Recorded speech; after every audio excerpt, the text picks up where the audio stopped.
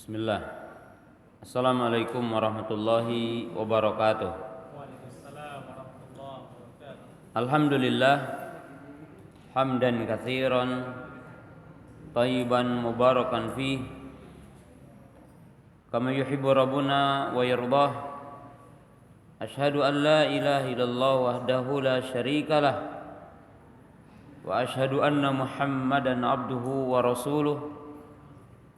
Wassalatu wassalamu ala Rasulillah wa ala alihi wa ashabihi wa man tabi'ahum bi ihsanin ila yaumiddin. Ya ayyuhalladzina amanu taqullaha haqqa tuqatih wa la tamutunna illa wa antum muslimun. I'lam rahimakumullah fa inna khairal hadithi kitabullah wa khairal hadi hadi Muhammad sallallahu alaihi wasallam. Syarrul umuri muhdatsatuha wa kullu muhdatsatin bid'ah wa kullu bid'atin dhalalah wa kullu dhalalatin finnar. Ma'asyiral muslimin, para jamaah, para penuntut ilmu yang dirahmati Allah Subhanahu wa taala. Alhamdulillah pada kesempatan pagi yang berbahagia ini, dengan izin dan kudrat dari Allah Subhanahu wa taala, kita dapat berkumpul di majelis yang mulia ini, di tempat yang mulia ini, dalam rangka kita thalabul ilmi, mudzakaratul ilmi. Kaum muslimin jamaah yang dirahmati Allah Subhanahu wa taala, tidak diragukan lagi bahwa di antara amalan yang paling mulia adalah thalabul ilmi, yaitu mencari ilmu, tafaqquh fid din, mempelajari agama yang mulia ini. Karena sebagai bentuk amalan yang dicintai Allah dan dicintai para malaikatnya. Sebagaimana dalam hadis yang populer, Nabi SAW menyatakan, innal malaikata la tad'u ajnihatahu li talabul ilmi ridwan bima yaf'al. Sesungguhnya para malaikat, mereka menghempaskan sayap-sayap mereka. Karena para malaikat itu berbeda-beda satu dengan yang lainnya dari jumlah sayapnya. Ada yang 2, ada yang 3, ada yang 4, ada yang lebih dari itu. Mereka turun ke bumi menyaksikan majelis ilmu, karena mereka ridho dan senang dengan majelis ilmu. Dan malaikat turun ke bumi mendatangi majelis ilmu, salah satunya untuk mendoakan orang-orang yang sedang mencari ilmu dan mempelajari ilmu. Waqad qala Nabi sallallahu alaihi wasallam, innallaha wa malaikatahu wa ahlas samai wa ahlal ardi wal hut fi bahriha wa namlata fi hujriha la yusalluna ala muallimin nasi al khaira. Nabi sallallahu alaihi wasallam mengatakan, sesungguhnya Allah, para malaikat, penduduk langit, penduduk bumi, ikan-ikan yang ada di lautan, semut-semut yang ada di sarangnya, mereka bersolawat kepada orang-orang yang mengajarkan ilmu. Para ulama menjelaskan solawat Allah kepada orang yang mengajarkan ilmu dan orang yang duduk di majelis ilmu, yang dimaksud Allah merahmati, Allah memberkati, dan Allah meridhoi mereka. Adapun solawat para malaikat, sampai solawatnya ikan-ikan di lautan dan semut-semut di sarangnya, yang dimaksud para malaikat berdoa kepada Allah meminta kepada Allah agar Allah mencurahkan rahmat dan menurunkan berkah bagi orang-orang yang mengajarkan ilmu dan belajar ilmu. Wa talabul ilmi tariqun ilal jannah. Dan tidak diragukan lagi bahwa mencari ilmu adalah jalan menuju surga. Wa qala Nabi sallallahu alaihi wasallam, "Man salaka tariqan yaltamisu fihi ilman, sahhalallahu lahu bihi tariqan ila jannah." Baginda Nabi sallallahu alaihi wasallam mengatakan, siapa yang berjalan mencari ilmu, maka Allah akan memberikan kemudahan kepada orang tersebut jalan ke surga.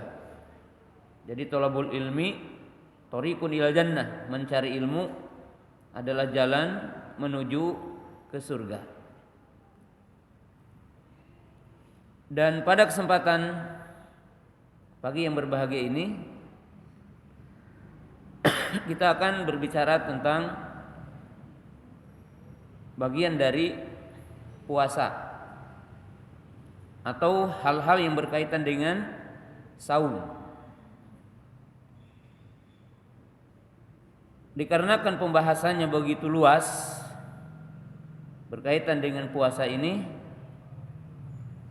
maka kita akan membahas poin-poin penting berkaitan dengan puasa ini. Dan tidak semua masalah berkaitan dengan puasa kita akan bahas di kesempatan pagi yang berbahagia ini. Bahasan yang pertama kita kaitkan dengan bab puasa ini, itu dalam menjawab judul yang kita bawakan, meraih kemuliaan dengan puasa. Kaum muslimin, para penuntut ilmu yang dirahmati Allah Subhanahu wa taala, bagaimanakah seorang mukmin agar ia mendapatkan pahala yang besar dari puasanya dan dia meraih kemuliaan dengan puasanya, keluar dari bulan Ramadan mendapat perubahan dari imannya, ketakwaannya, dan amal-amal solehnya. Berikut tentunya akhlaknya. Bagaimana orang-orang mukmin mendapatkan keutamaan dari puasa ini? Sebagaimana Allah telah menyebutkan dalam surah Al-Baqarah ayat 183 bahwa hikmah dari disyariatkan puasa membentuk insan yang bertakwa. Ya ayyuhalladzina amanu kutiba alaikumusyiyamu kama kutiba alal ladzina min qablikum la'allakum tattaqun.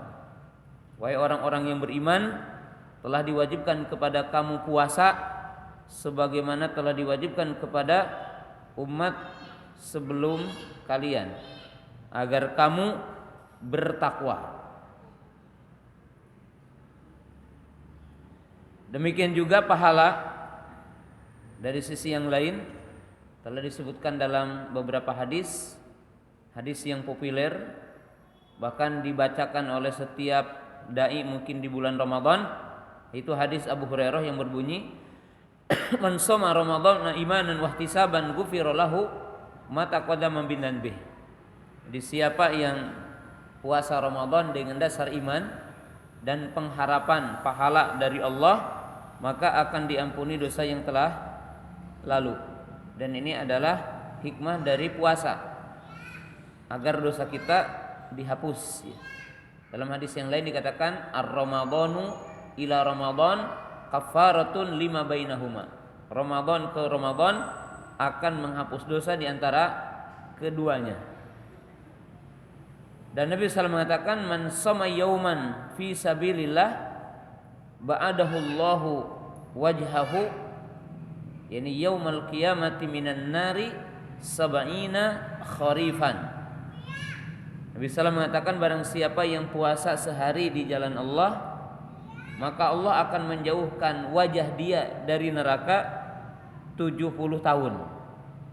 Artinya digambarkan sejauh perjalanan orang 70 tahun. Dan ini adalah hikmah dari puasa. Nah, dalam kalimat yang singkat, bagaimanakah kita bisa menyempurnakan puasa? Dan bagaimanakah kita bisa mendapatkan pahala yang mulia dari puasa kita? Ada 3 hal. Artinya ada 3 poin yang harus dilalui oleh seorang mukmin yang puasa atau seorang muslim yang puasa sehingga dia mendapatkan keutamaan puasa ini. Ya. Orang mukmin atau orang muslim dia akan mendapatkan kesempurnaan untuk mendapatkan pahala puasa ketika memahami 3 poin penting. Yang pertama yaitu ma'rifatu hududus siyami. Yang pertama memahami batasan-batasan puasa, yaitu ma'rifatu syurutiha wa arkaniha wa wajibatiha wa nawakidiha. Yang pertama, orang mukmin mengetahui batasan-batasan puasa berkaitan dengan rukun, syarat, kewajibannya, mustahabatnya, sunnah-sunnahnya, dan juga memahami pembatalnya. Yang artinya orang mukmin ketika melaksanakan perintah harus tahu batasan perintah itu. Maka lihatlah dalam surah Al-Baqarah, ya, kita lihat dari 183 sampai 188. Itu berbicara tentang ayat-ayat puasa. Nah, kita lihat di sini satu ayat berkaitan dengan puasa ini. Contohnya dalam ayat 187-nya. Uhilla lakum lailatas siyami rafathu ila nisaikum hunna libasul lakum wa antum libasul lahunna. Alimallahu annakum kuntum takhtanuna anfusakum fatabal alaikum wa afa ankum. Fal ana bashiruhunna wabtagu ma kataballahu lakum. Wa kulu washrabu hatta yatabayyana lakumul khaytul aswadu minal khaytil aswadi minal fajri. Thumma atimus siyama ilal lail. Wa la tubashiruhunna wa antum aakifuna fil masajid. Lihat di sini ujung ayatnya, tilka hududullahi fala taqrabuha. Kadzalika yubayyinullahu ayatihi lin-nasi la'allahum yattaqun. Nah, perhatikan di sini bahwa dalam ayat ini Allah Subhanahu wa taala menjelaskan batasan puasa dan apa yang dilarang bagi orang yang puasa, kapan dia sahur, kapan dia berbuka, apa yang dilarang. Itu global dalam makna ayat ini. Allah berfirman, telah dihalalkan bagi kamu pada malam Ramadan berjima dengan istri-istri kamu. Karena awalnya dari agama-agama sebelumnya bahwa jika seseorang itu telah tertidur, maka itu tidak boleh lagi dia berbuka. Ya. Tetapi dalam syariat Islam diberikan batasan puasa dan batasan berbuka. Batasan berbuka dari mulai terbenam matahari sampai terbitnya fajar shadiq. Dan batasan puasa dari mulai terbit fajar shodiq sampai terbenam matahari. Lalu apa yang dilarang? Yang dilarang berjima, makan, minum. Maka Allah berfirman,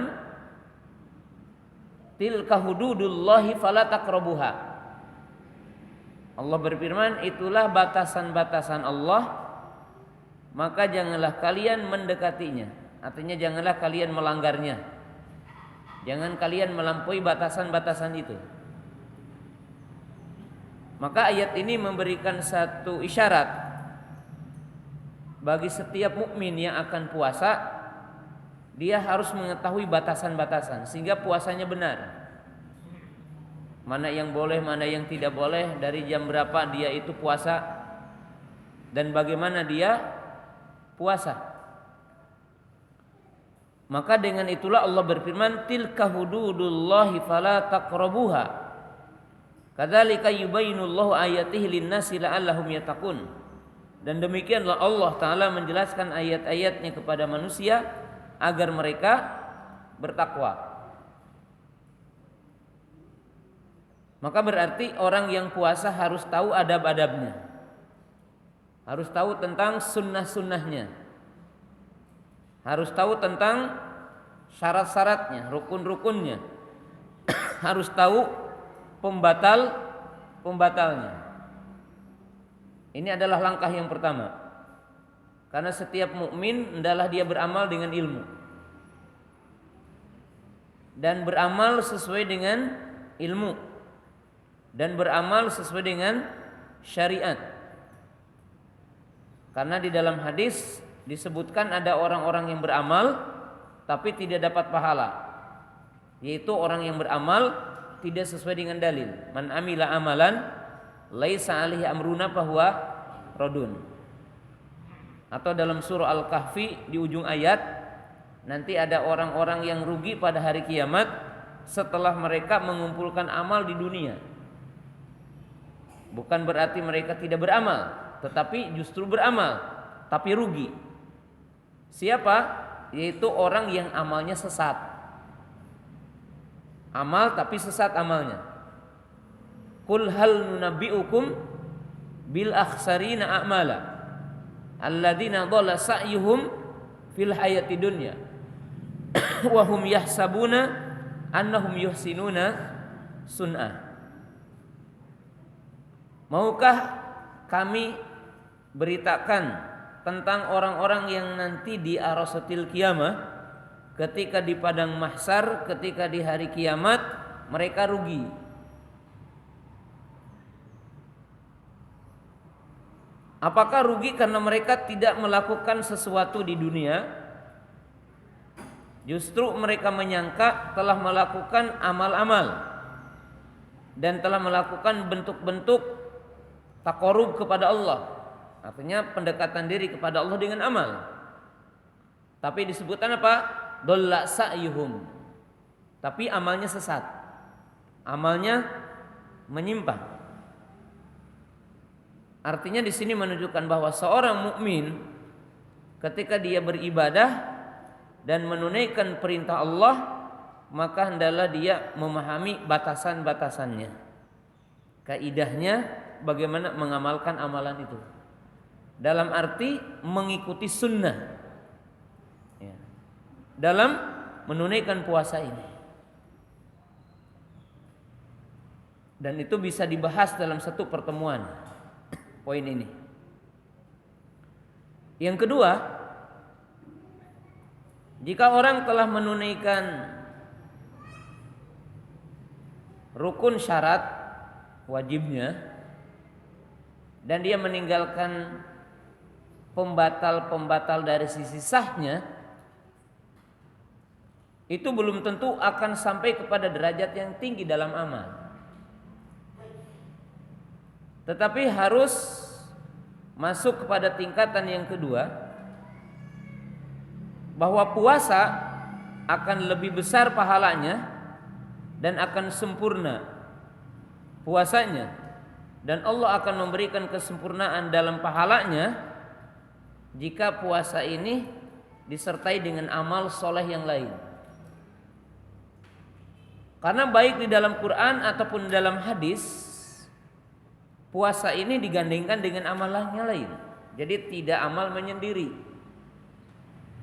hanya puasa.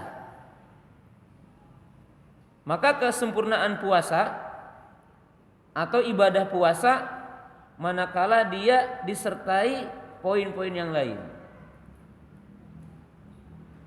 Sebagaimana kita lihat di dalam surah Al-Baqarah ayat 183 sampai ayat 188.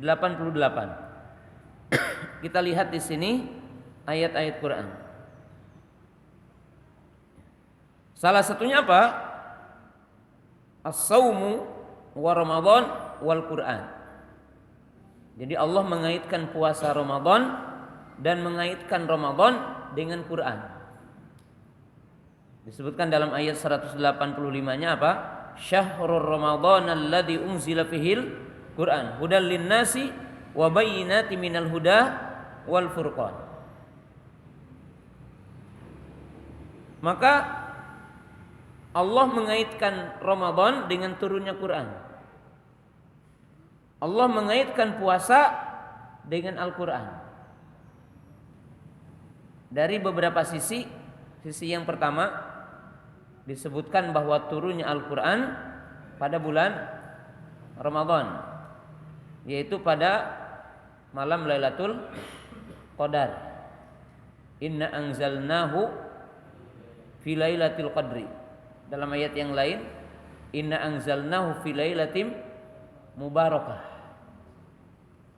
Jadi kami turunkan Quran pada malam Lailatul Qadar. Kami turunkan ayat Quran ini pada malam yang penuh dengan berkah. Lalu dalam surah Al-Baqarah tadi, syahrul Ramadhana alladzi unzila fihil Quran. Ya. Dan Quran turun dari Allah Ta'ala. Seperti ayat walladzi anzala 'alaikal kitaba wa lam yaj'al lahu iwaja. Dan ayat-ayat yang banyak sekali. Nah, kita perhatikan di sini. Quran itu turun dari Allah. Dan para ulama mengatakan Quran turun 3 fase atau 3 bentuk. Quran turun. Yang pertama, turun sekaligus dari Allah ke Lauhil Mahfuz. Ya.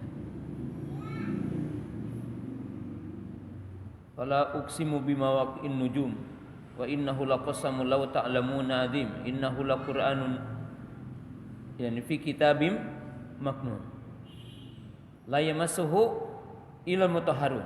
Maka ini dikatakan oleh para ulama turun dari Allah ke Lauhil Mahfuz. Kemudian yang kedua, turunnya dari Lauhil Mahfuz ila Baitil Izz, ila sama'i dunya, ke langit bumi. Kemudian turun kepada Nabi SAW mufarraqan, berangsur. Jadi tidak apa? Sekaligus. Tetapi ada asbabun nuzul, sebab-sebab turunnya apa? Al-Quran. Nah, maka Al-Quran turun di bulan Ramadan. Artinya turun sekaligus dari Allah ke Lauhil Mahfuz atau dari Lauhil Mahfuz ke langit bumi, yaitu Baitul Izz yang Allah jaga. Makanya ketika syaitan iblis akan mencuri wahyu, maka ada apa? Bintang-bintang yang dikatakan rujumalis syayatin yang akan melempar kepada apa?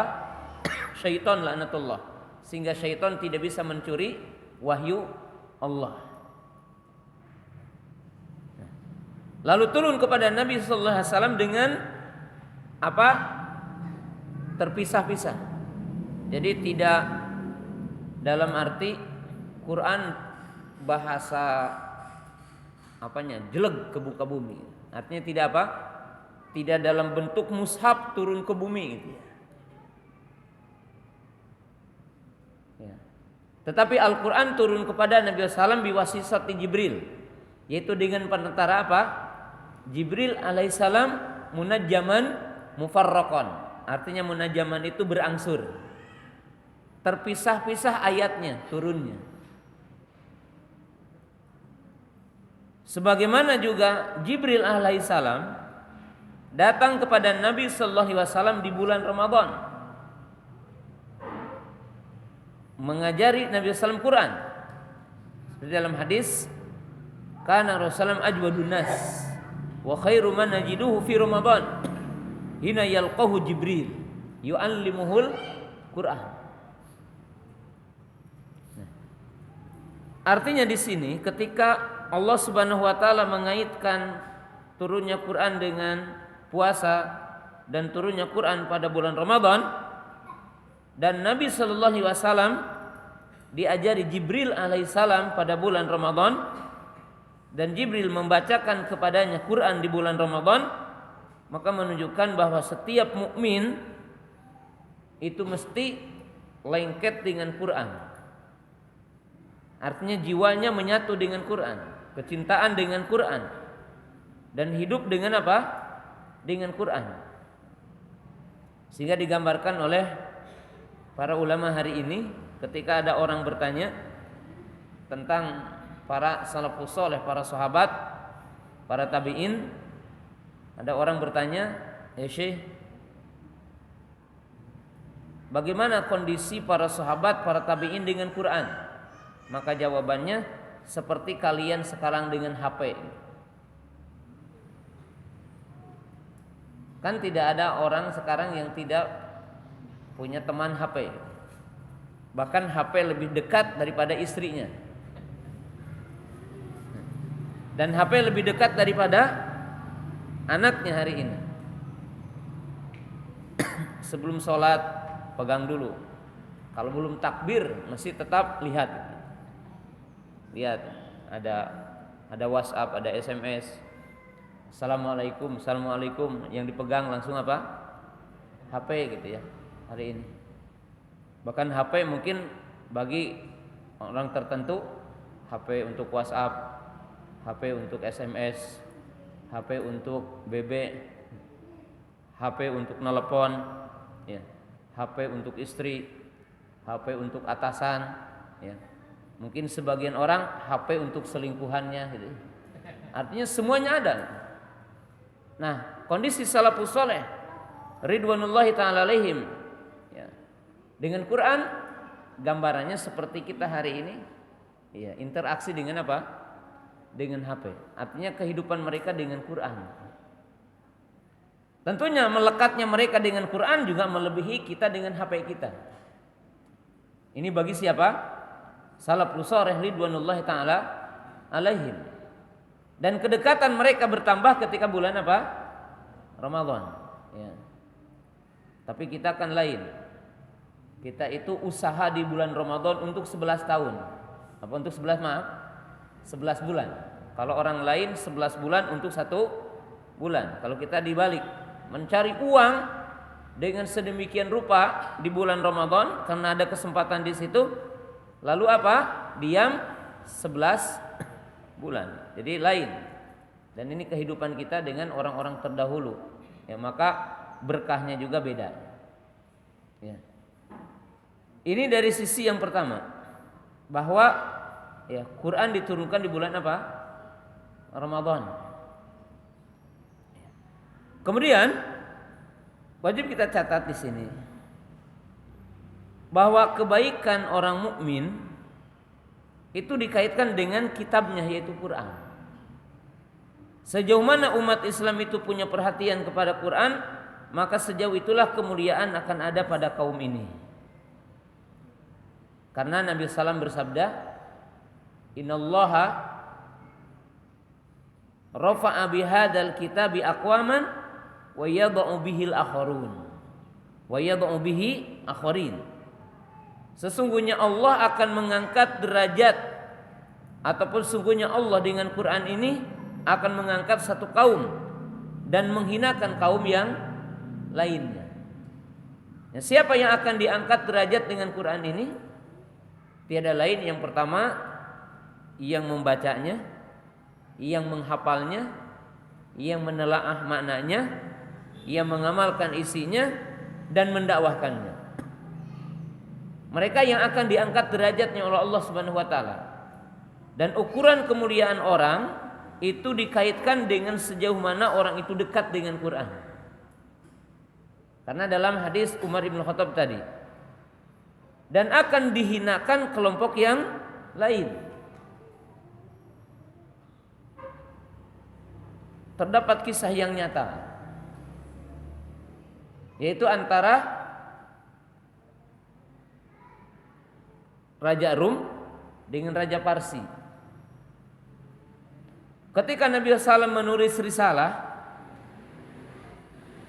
surat ajakan masuk Islam, dan di situ juga dimuat salah satu ayat, yaitu yang berbunyi, ya kitabi ta'alau ila kalimatin sawa'in baina wa bainakum alla na'budu illallah wa la nusyrika bihi syai'a wa bil walidaini ihsana ila akhir ayat. Maka kedua raja ini berbeda, kedua penguasa ini berbeda. Ketika Raja Romawi, yaitu pemimpin Romawi, mendapat surat dari Nabi SAW, hampir saja dia itu masuk Islam. Bahkan dia berkata kepada kaumnya, wahai segenap orang Romawi, seandainya kalian ingin langgeng kerajaan kalian, maka ikutilah Nabi ini. Jadi Raja Romawi ini hampir menerima ajakan Nabi SAW masuk Islam, ya, ketika diberikan surat tersebut. Nah, ketika datang ke Raja Parsi, ya kalau Raja Rum dikenal dengan Hirokal, ya. Maka beda, Raja Parsi itu menyobek ajakan masuk Islam dari baginda Nabi SAW dan menyobek ayat yang tadi. Maka sampailah berita tentang penghinaan dari Raja Parsi terhadap surat Nabi SAW. Maka Nabi SAW berdoa, Allahumma mazikhu kulla mumazzak, yang dalam terjemahannya, ya Allah, semoga engkau tumbangkan kerajaannya sebagaimana dia merusak surat itu, gitu.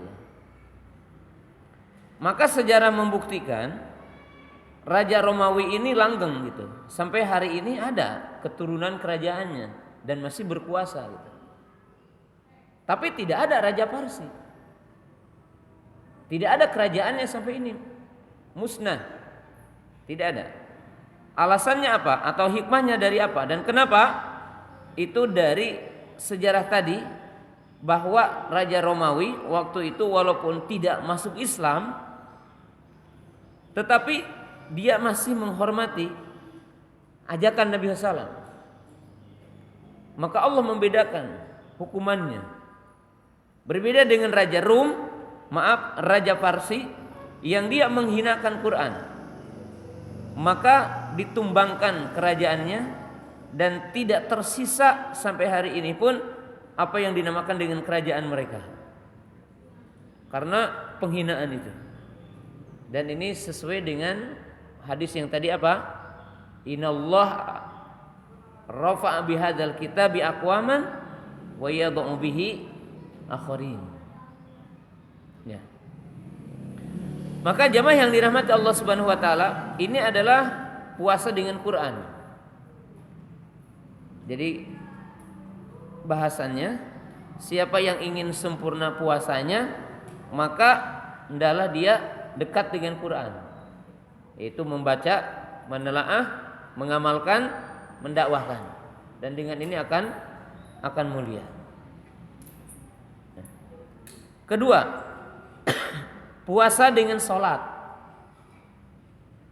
Jadi siapa yang puasa dan ingin puasanya sempurna, maka sempurnakanlah sholat. Rasulullah SAW bersabda, man qoma ramadhana imanan wahtisaban ghufira lahu ma taqaddama min dzanbihi. Maka Allah Ta'ala atau Nabi SAW mengaitkan dengan salat malam. Siapa yang berdiri salat malam dengan tujuan mengharap pahala dari Allah dan dengan dasar iman, maka akan diampuni dosa yang telah lalu. Ya. Dan dalam puasa ini diakhiri dengan salat Idul Fitr. Salat Idul Fitr, salat jamaah. Dan dianjurkan salat tarawih. Kalau salat wajib sudah barang tentu adalah bagian syarat sahnya pahala dari puasanya. Karena orang yang puasa tetapi tidak salat, wallahu alam, dia tidak akan mendapatkan pahala dari puasanya. Karena di dalam hadis dikatakan man taraka salatal asri ta'ammudan habita amaluhu. Siapa yang meninggalkan salat asar dengan sengaja maka akan sia-sia amalnya. Maka tidak mungkin kalau mukmin yang benar dia puasa tapi tidak salat. Di sini menunjukkan para jamaah, para ibu yang dirahmati Allah Ta'ala, siapa yang ingin puasanya sempurna maka jaga salat. Di dalam hadis ketika Nabi SAW menyebutkan tentang para wanita, idza sholatil mar'atu khamsaha wa shamat syahraha wa ata'at zaujaha wa hasanat farjaha qila laha udkhuli aljannata min ay abwabin syi'ti. Kalau wanita menjaga salat 5 waktu, menjaga puasa. Jadi disebutkan dulu salat 5 waktunya. Kemudian menjaga puasa, lalu menjaga taat kepada suami, lalu menjaga kehormatannya, maka dikatakan kepadanya silakan masuk ke surga dari pintu yang mana saja dia inginkan. Tapi syaratnya apa tadi? Salat 5 waktu. Artinya apa? Orang yang taat kepada suami tetapi tidak salat 5 waktu, maka tidak dapat pahala. Ya. Yang ketiga, as-saumu wa zakat. Jadi puasa dengan zakat.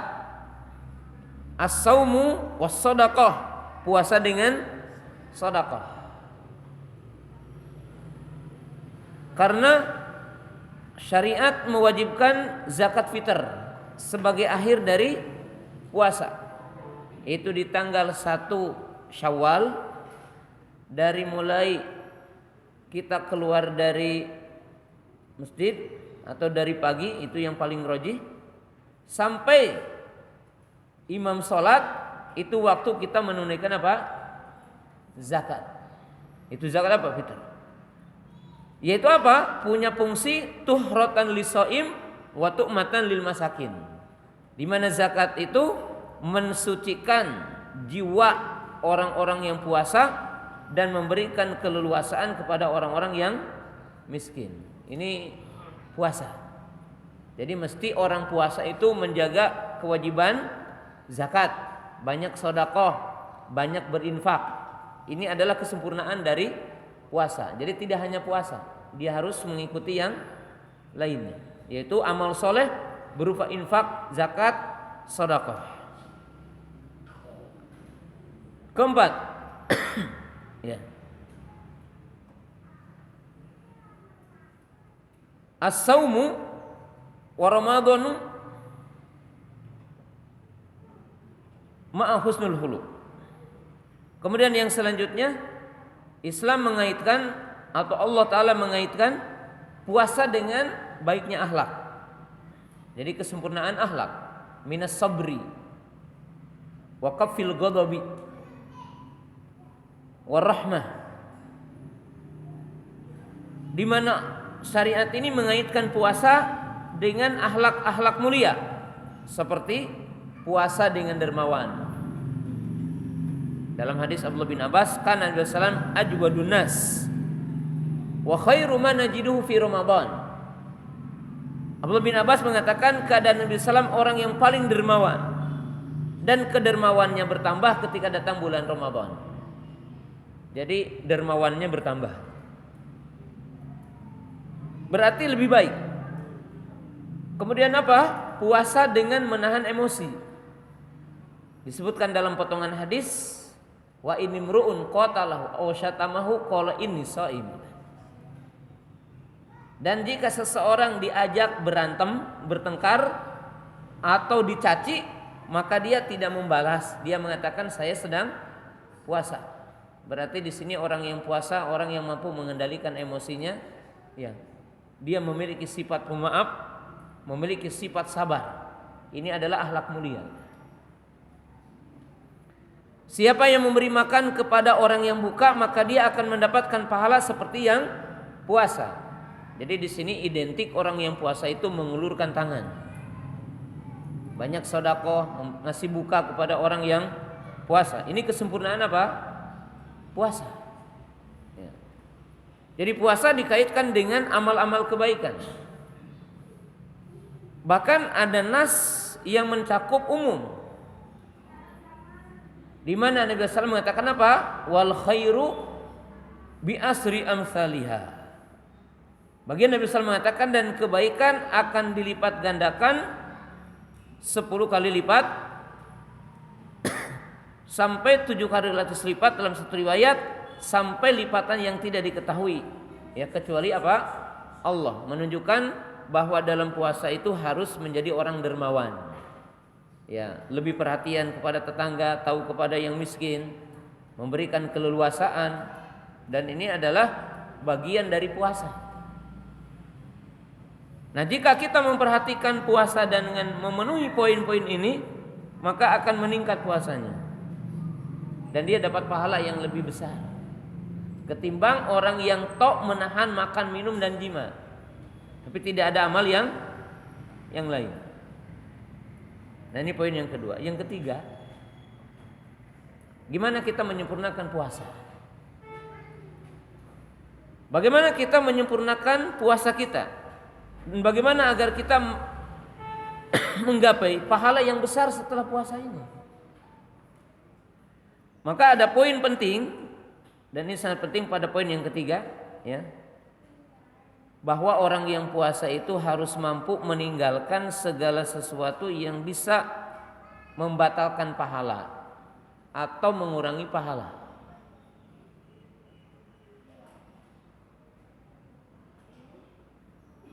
Karena orang yang puasa itu ada yang sekedar menahan makan, minum dan jima dan meninggalkan pembatal-pembatal secara zahir. Jadi pembatal sahnya. Tetapi dia tidak menghindari perkara-perkara yang bisa membatalkan pahalanya. Karena kata para ulama, orang itu tidak dapat pahala sebab utamanya ada dua. Jadi orang tidak dapat pahala dari amal sebab utamanya ada dua. Sebab yang pertama karena tidak sah amalnya. Seperti melakukan amal tidak sesuai syarat rukunnya, maka tidak dapat pahala. Seperti yang sholat tidak baca Fatihah, la sholata liman la yaqra bi Fatihatil kitab. Tidak sah puasa bagi orang yang tidak baca Fatihah. Atau orang sholat tapi tidak tumaninah rukuknya, sujudnya, iktidalnya, maka tidak sah sholatnya. Atau orang yang puasa tetapi dia berjima di siang hari, dia melakukan pembatalnya. Atau dia berbuka sebelum waktunya, karena dia tidak memperhatikan batasan-batasannya. Tapi ingat para ibu, para jamaah, para bapak yang saya hormati, ada orang yang telah menunaikan wajibatnya, telah menunaikan rukunnya, dan telah memenuhi syaratnya, bahkan menunaikan mustahabatnya.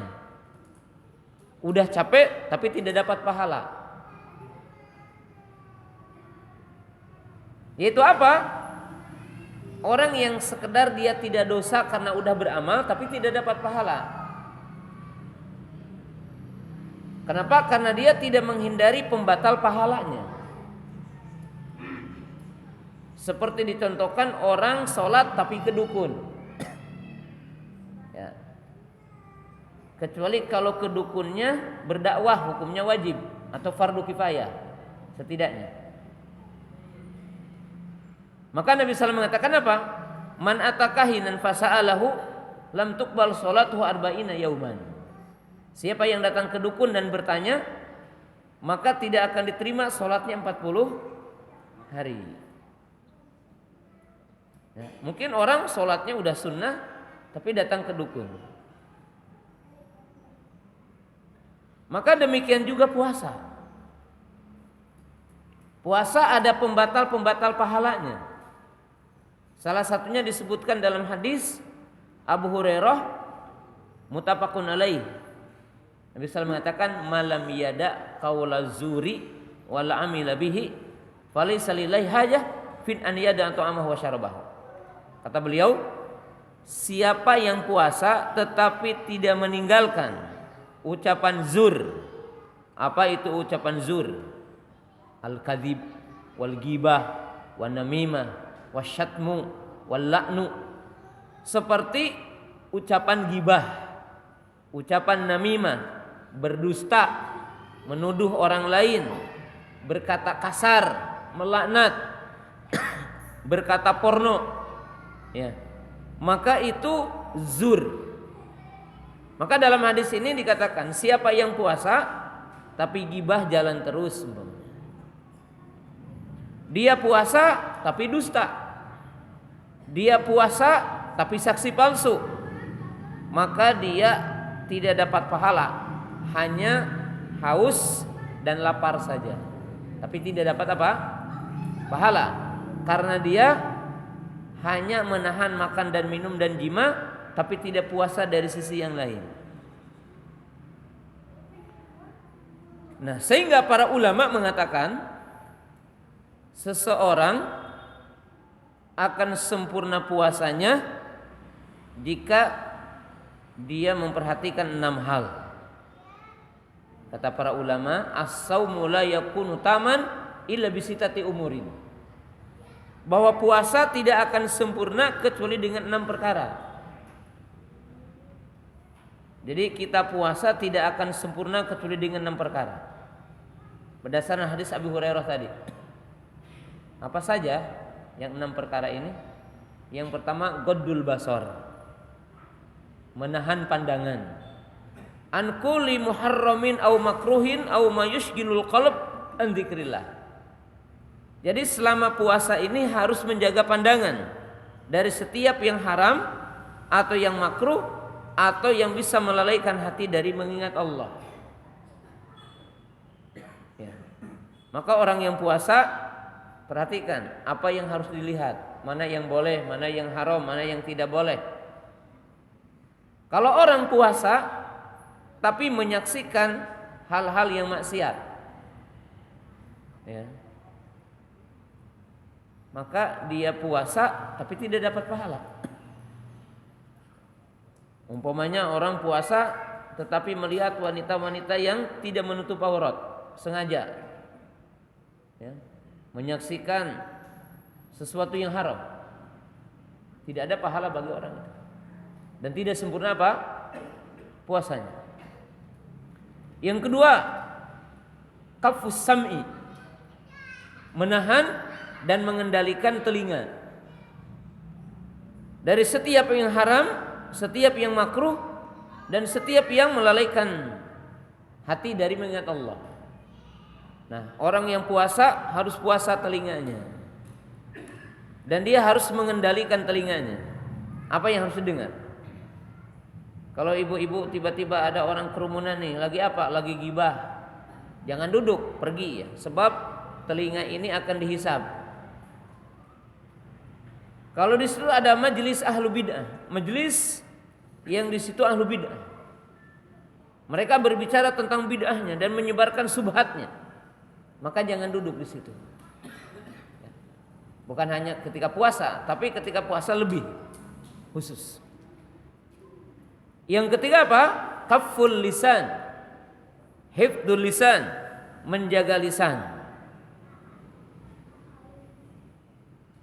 dari setiap ucapan yang tidak berguna, haram, makruh. Seperti apa?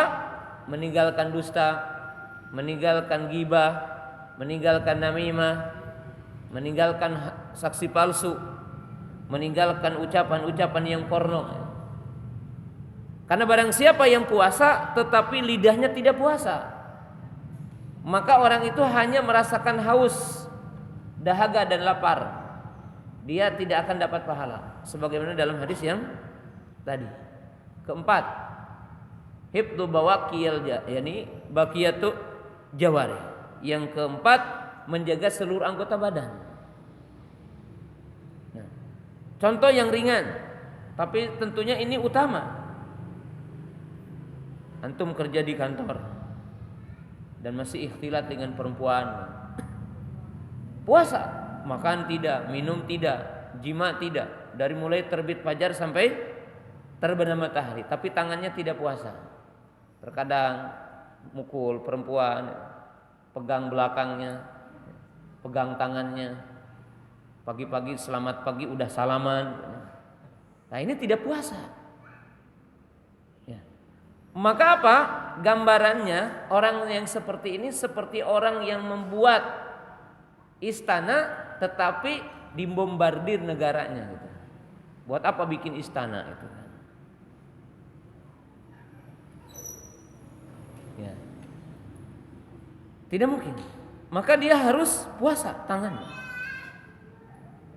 Yang kelima, para ulama mengatakan, yaitu apa? Allah yaksiro fi ta'amil halali indal iftar. Puasa akan sempurna dan akan mendapatkan kesempurnaan dari puasanya dengan memperhatikan poin yang kelima. Dalam bahasa orang sekarang, ketika buka tidak balas dendam. Artinya apa? Tidak berlebih-lebihan ketika buka. Berbeda mungkin dengan kita hari ini. Kalau kita hari ini kan puasa ini puasa balas dendam istilahnya. Ketika buka, cemilan hadir semua. Gehu, bakwan, comro, misro, wah semuanya hadir itu. Cireng, segala itu.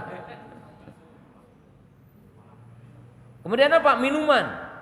Dari mulai kolak, kolang-kaling, apalagi jus, es kelapa, wah ada. Makanan juga lain, hidangan, semua ada. Pepes ikan, pepes teri, wah semuanya ada. Rendang ayam, rendang apa? Rendang daging, ya. Semuanya ada. Sehingga apa? Porsi makan ini melebihi porsi biasa. Karena bukanya itu 2-3 kali lipat dengan makan siang gitu.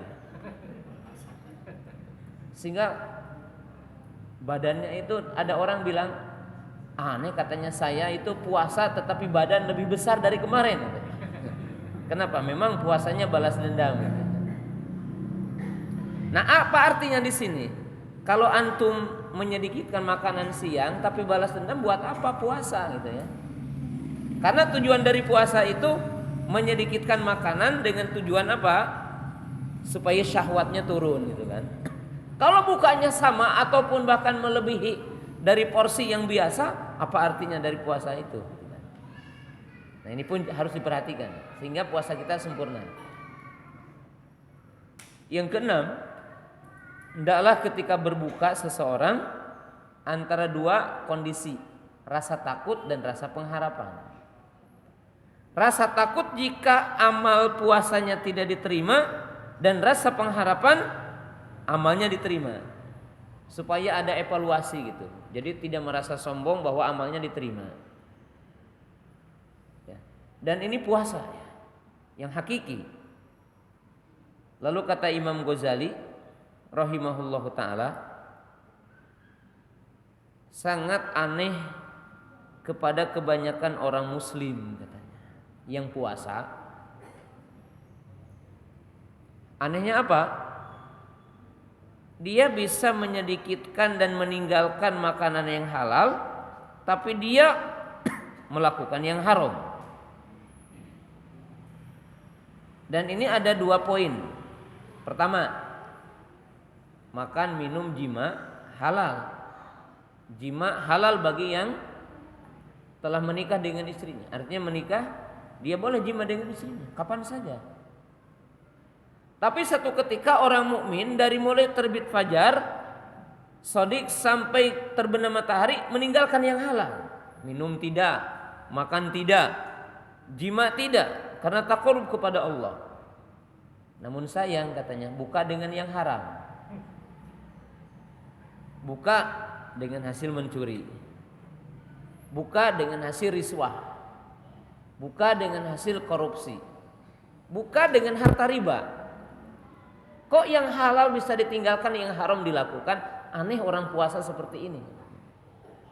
Dia tidak tahu akan arti dari puasa. Dan dia tidak membuahkan apa-apa dari puasanya. Memang betul katanya bahwa meninggalkan yang halal ataupun menyedikitkan yang halal itu berguna bagi fisik juga gitu kan. Kalau orang memakan yang halal berlebihan, madarat ya. Paling mungkin nanti akan timbul kolesterol gitu ya. Akan timbul mungkin penyakit gula karena berlebih-lebihan dalam menu umpamanya ya.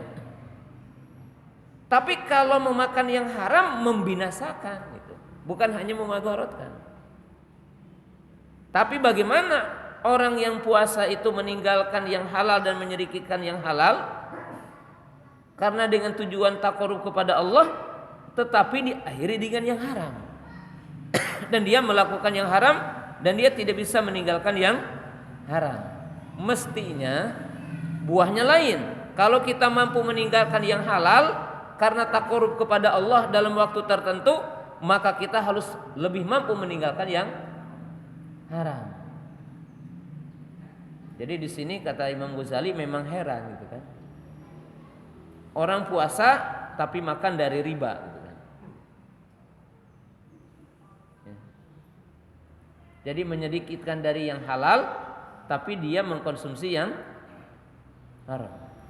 Maka digambarkan pamisalu hada shaimi kaman bana qasran wa yahdimu misran katanya. Jadi seperti orang yang membuat istana tetapi negaranya dibom atom gitu. Artinya dihabiskan ya. Dibom gitu. Dihancurkan. Ini gambaran orang yang puasa tapi tidak. Maka para ulama mengatakan yang puasa itu ada 3 kelompok. Dan puasa itu ada 3 macam. Puasa itu ada 3 tingkatan. Dari sisi yang tadi disebutkan 3. Yang pertama adalah saumul awam, yaitu puasanya orang-orang umum. Saumul umum, yaitu apa? Puasa sekedar menahan makan, minum dan jima. Jadi meninggalkan pembatal-pembatalnya. Tapi telinganya tidak puasa, matanya tidak puasa, lidahnya tidak puasa, anggota badannya tidak puasa, hatinya tidak puasa. Maka yang seperti ini tidak dapat pahala, tapi kosong melompong dari puasanya. Yang kedua adalah yang dinamakan saumul khusus atau dinamakan khawas, yaitu puasa yang khusus, puasa orang-orang khusus. Siapa? Orang yang mampu menahan syahwatnya, makan, minum dan jima, lalu puasa kedua matanya, kedua telinganya, lidahnya, kedua tangannya, kakinya dan seluruh anggota badannya dari yang dilarang. Maka dia dapat derajat pahala. Dan ini takwa kan? Takwa itu melaksanakan perintah, menjauhi apa? Larangan. Dan yang ketiga apa? Saumul khusus bil khusus, yaitu saum yang lebih khusus lagi. Yang seperti apa? Maka mereka mengatakan itu orang yang puasa digambarkan al-imsak an kulli iradati masiwallah, yaitu puasa hati di sini. Di mana orang itu tidak ada keinginan kecuali kepada Allah. Artinya senantiasa menghadap kepada Allah, istislam, inqiyad, ikhlas kepada Allah Ta'ala. Yang dia tidak ada sesuatu kecuali hanya untuk Allah, menghadap kepada Allah dan tidak berharap kecuali hanya kepada Allah. Dan ini kesempurnaan. Orang yang menyempurnakan taat kepada Allah Subhanahu wa taala, melaksanakan perintah Allah taala, ya, menghadapkan diri kepada Allah Subhanahu wa taala. Ini adalah derajat puasa. Nah, maka Rasulullah sallallahu alaihi wasallam menggambarkan dalam hadis yang sahih, qala as-saumu junnah. Wa jaa fi riwayat kajunnati ahadikum fil qitali. Maka Rasulullah SAW mengatakan dalam satu riwayat, puasa adalah benteng, perisai, tameng, seperti tamengnya seseorang dalam perang. Bagaimana Nabi SAW menggambarkan puasa seperti tameng? Junnah, kajunnati ahdikum fil qital. Maka makna puasa adalah tameng ini mengandung dua makna. Ya, jadi ada dua arti junnah. Yang pertama, bimana wiqayah anil wuku alal ma'asi. Puasa ini bisa mengekang orang untuk tidak terjerumus kepada maksiat. Jadi puasa ini benteng dari maksiat, di mana orang tidak akan terjerumus kepada maksiat. Sedangkan yang kedua, yakni al-wiqayah minad dukhuli ilan nar, bahwa puasa ini akan menjadi benteng, menjadi tameng bagi setiap yang puasa untuk masuk ke neraka. Artinya terhalang dengan puasa ini tidak akan masuk apa? Neraka. Ya, maka dikatakan apa? As-saumu junnah. Dan dua makna ini bergabung ataupun saling berkaitan. Yang dimaksud puasa sebagai benteng agar tidak terjerumus kepada maksiat. Kenapa? Karena manusia melakukan maksiat dengan dua kekuatan syahwat, syahwatul farji, syahwatul batni. Jadi orang itu menyimpang, melakukan korupsi, mencuri, membunuh, ya, hasad karena syahwat. Maka puasa ini akan mengendalikan syahwat manusia sehingga tidak terjerumus kepada maksiat. Sehingga Nabi SAW mengatakan, wahai para pemuda yang mampu nikah, nikahlah. Siapa yang belum mampu maka berpuasalah, karena dia adalah apa? Tameng. Sedangkan makna yang kedua, siapa yang menjaga perintah Allah dan siapa yang menjaga larangan Allah Ta'ala, maka dia akan selamat dari neraka. Karena orang yang puasa itu otomatis mampu meninggalkan larangan Allah dan mampu melaksanakan perintah-perintah Allah. Maka dia selamat dari neraka. Dan puasa salah satu amal yang menyelamatkan orang dari api neraka. Sebagaimana dalam hadis yang tadi, itu dalam hadis Abi Sa'id Al-Khudri radhiyallahu ta'ala anhu, bahwa Nabi SAW mengatakan, man shoma yauman fi sabilillah ba'adahullahu wajahu anin nari sab'ina kharifan. Jadi siapa yang puasa sehari di jalan Allah Ta'ala, maka Allah akan menjauhkan wajah dia dari neraka 70 kharif, yaitu 70 tahun dalam satu sarah para ulama. Jadi ini adalah jelas sekali junnah, ya. Maka orang yang puasa ini mesti mampu meninggalkan maksiat, jauh dari maksiat. Maka disebutkan dalam hadis tadi ketika Nabi SAW mengatakan as-saumu junnah. Apa setelahnya? Fala yarfus wala yajhal. Maka janganlah kalian bersifat rofas. Apa rofas itu? Kata para ulama, yaitu ucapan yang berkaitan dengan jima. Maksudnya kalam yang berkaitan dengan ruang lingkup jima, kata-kata porno. Wala yajhal, dan bersikap bodoh atau bersikap seperti orang jahiliyah. Seperti apa? Berkata syirik, berkata bid'ah, berkata yang kufur, berkata yang isinya namimah, berkata yang istrinya adalah ghibah, ya. Dan dia tidak bisa mengandalkan emosi. Wala yajhal, jangan seperti orang bodoh. Orang bodoh itu kan orang yang tidak mampu mengendalikan emosinya, tidak punya kesabaran, kalau berkata kasar gitu kan. Maka orang yang beriman itu yang puasa dia mesti memiliki akhlak yang mulia. Sampai dikatakan dalam hadis ini wa inimruun qatalahu aw syatamahu qala inni shaimun. Dan jika seseorang diajak untuk bertengkar ataupun berkelahi dan dicaci, maka katakanlah aku sedang saum. Lalu Nabi SAW mengatakan apa? Lalu hufa misaimi atyabu indallahi yaumal qiyamati min rihil mis.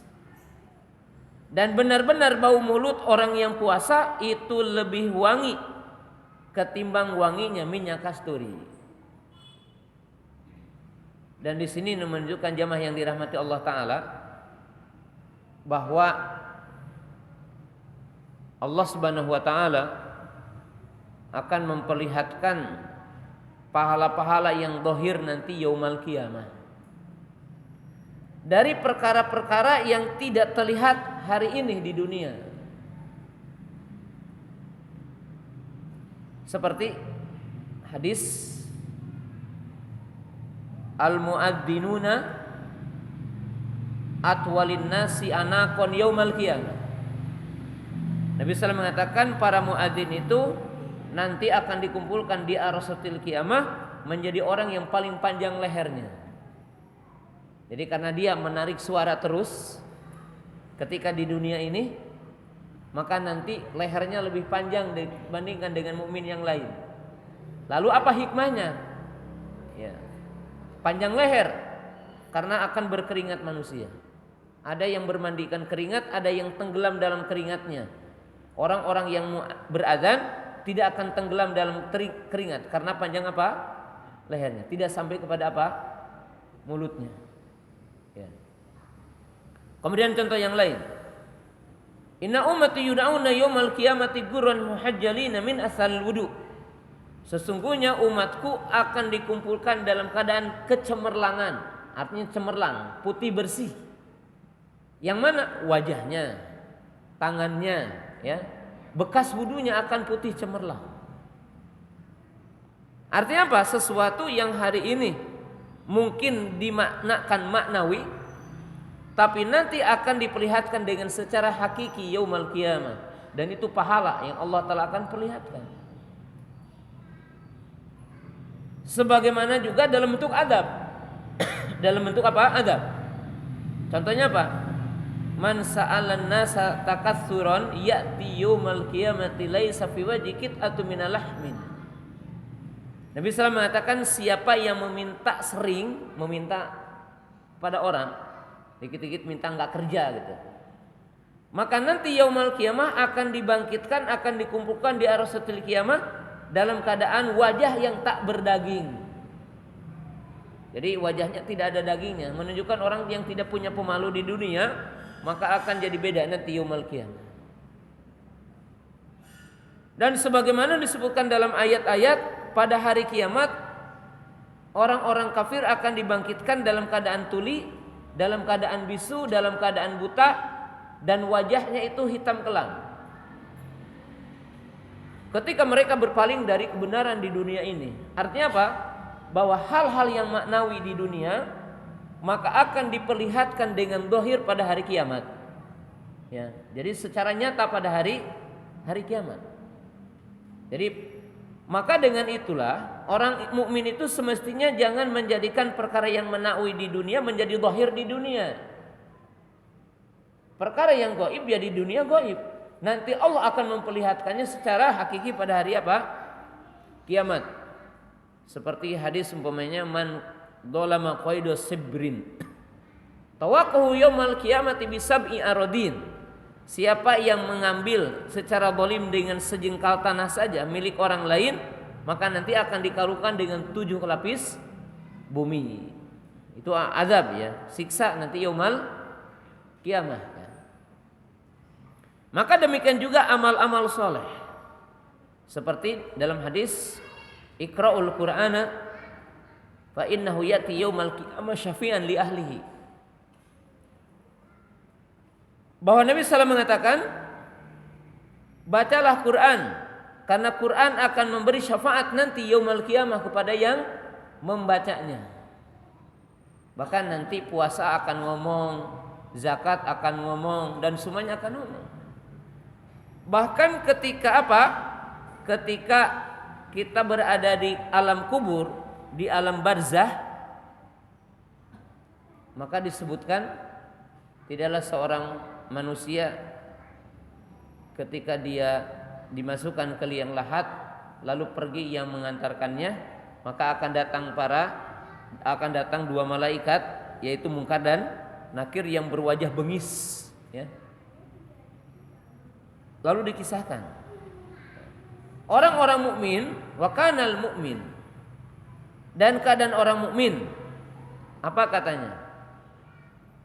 Maka disebutkan di kepalanya amal, salat, sebelah kanannya puasa, sebelah kirinya zakat, sebelah kakinya kebaikan-kebaikan. Ini menunjukkan apa? Bahwa ketika di alam kubur beda dengan ketika alam dunia. Bahwa nanti amalan akan hadir. Jadi dihadirkan oleh Allah Ta'ala.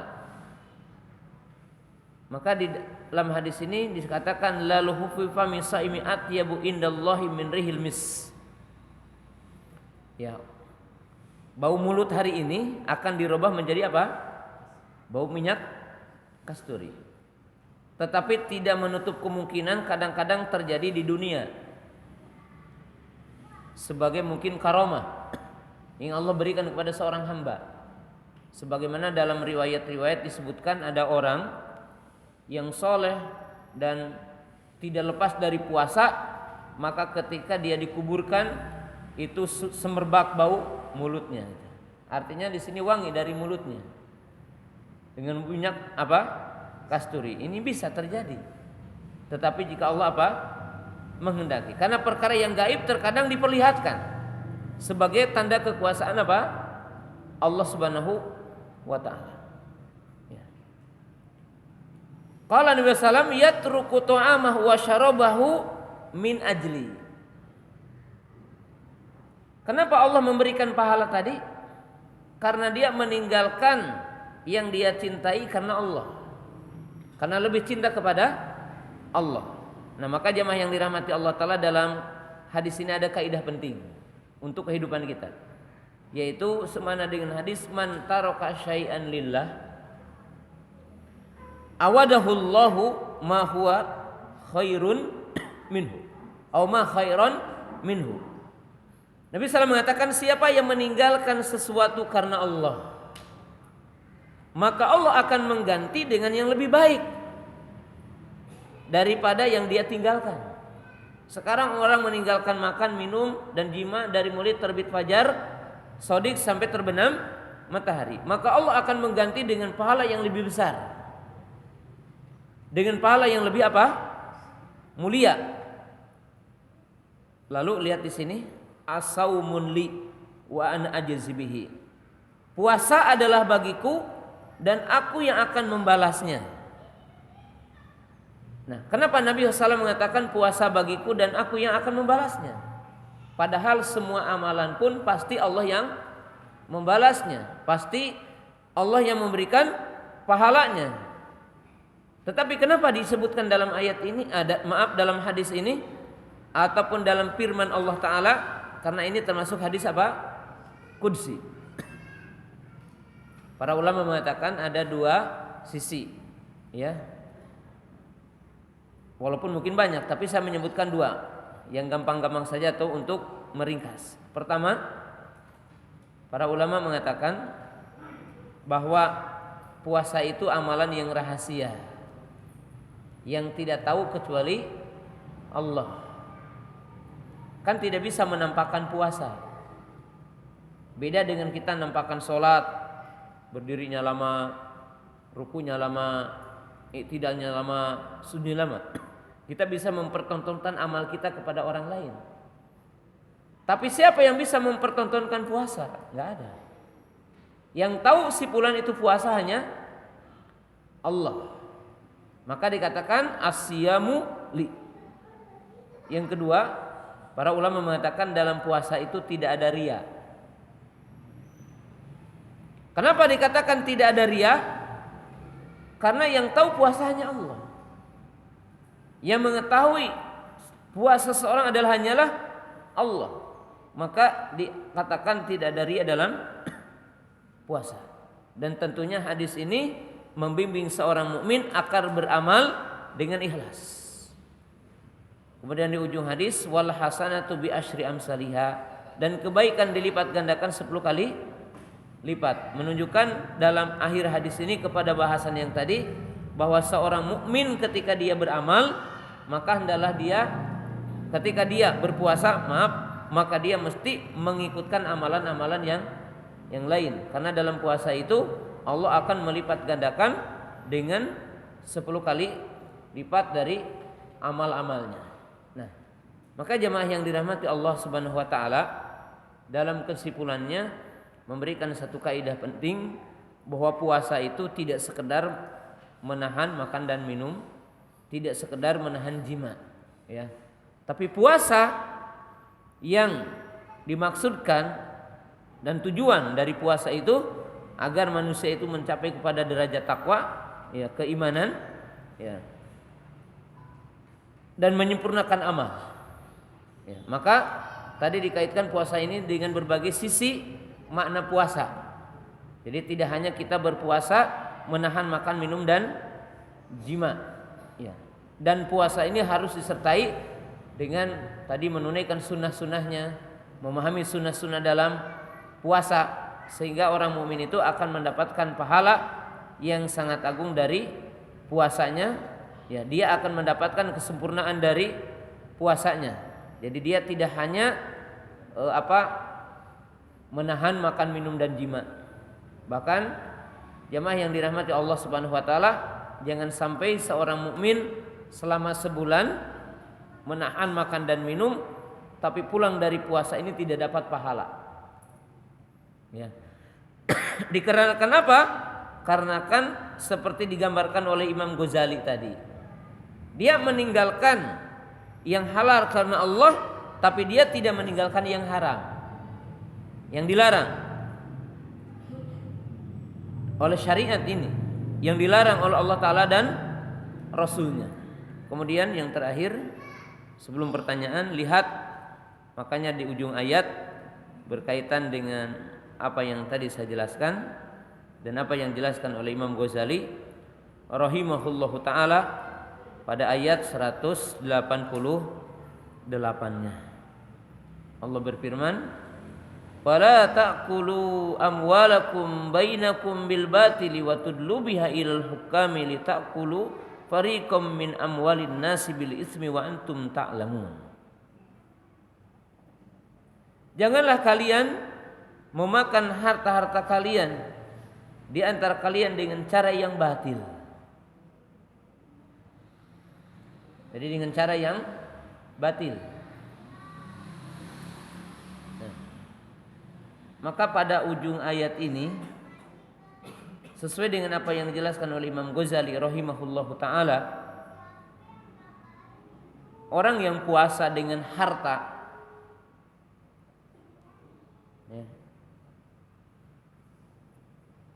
harus memahami kaidah dalam menggunakan harta dan dalam bermuamalah dengan harta.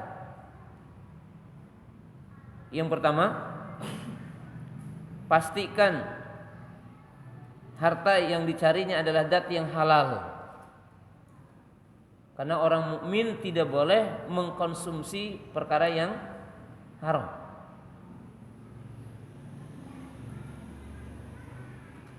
Yang kedua,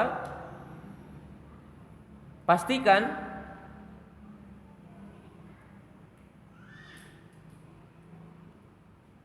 halal dalam mencarinya. Halal bagaimana mendatangkannya. Karena harta ini haram, salah satu di antara yang dua. Ima haram zatnya atau haram mencarinya. atau haram cara mencarinya, haram cara mendatangkannya. Orang tidak boleh mengambil harta dengan cara yang zalim. Orang tidak boleh mencari harta yang halal dengan cara yang haram. Seperti dengan mencuri, dengan gulul. Apa itu gulul? Mengambil harta perang sebelum dibagikan. Itu asal gulul dan pokok gulul.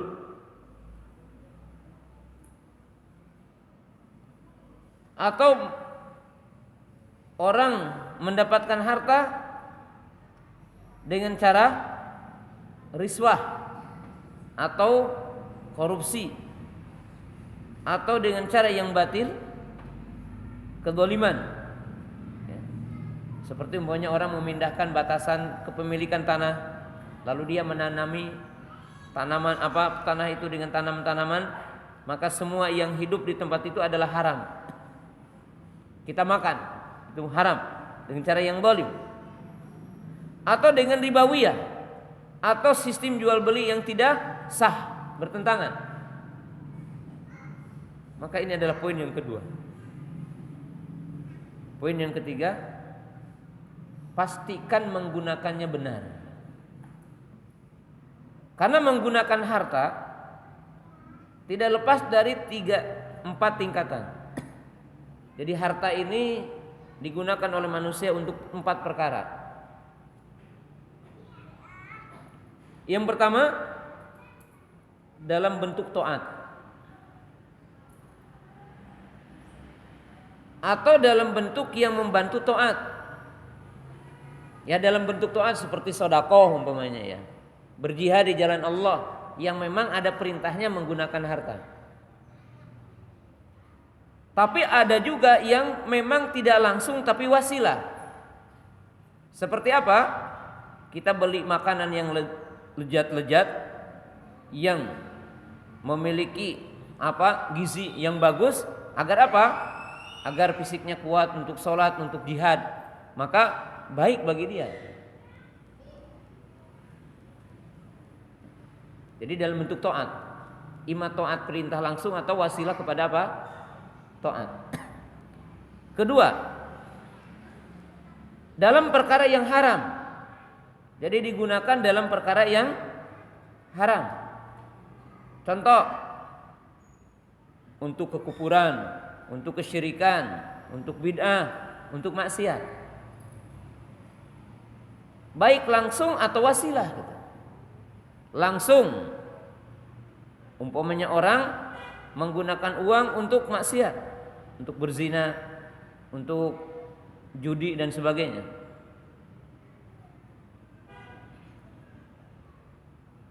Dia celaka. Yang ketiga, hal-hal yang makruh, walaupun tidak haram, makruh. Hal-hal yang makruh.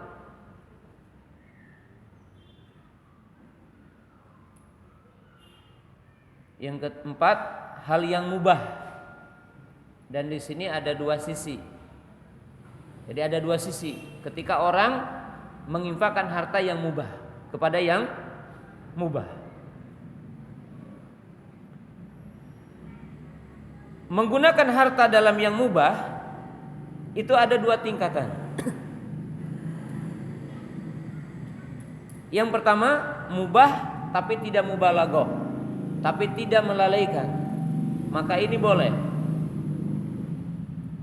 Orang beli motor, beli mobil, mungkin kita makanan kemana, beli ke restoran, ya, kita rekreasi dan sebagainya. Ini semuanya apa?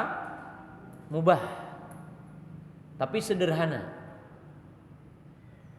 Tapi menginfakkan kepada yang mubah tapi melalaikan, maka tidak boleh. Karena orang mukmin menjaga. Karena mengamalkan hadis apa? Min husni islamil mar'i tarkuhu malayani. Contoh beli mobil sampai 5 umpamanya gitu ya. Bahkan semakin jadi apa? Macet jalan. Ya, untuk bapaknya, untuk istrinya, untuk anak pertama, untuk anak kedua, untuk anak ketiga. Ya. Satu rumah mobilnya sekian.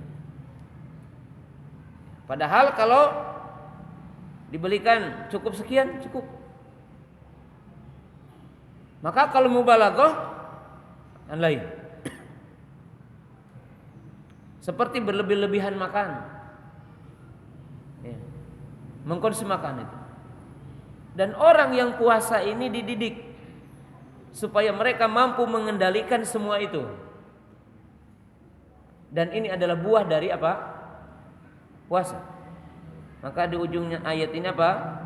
Wala ta'kulu amwalakum bainakum bil batil wa tudlu biha ilal hukami litakulu fariqam min amwalin nasi bil ism. Wa antum ta'lamun. Dan ini puasa ya.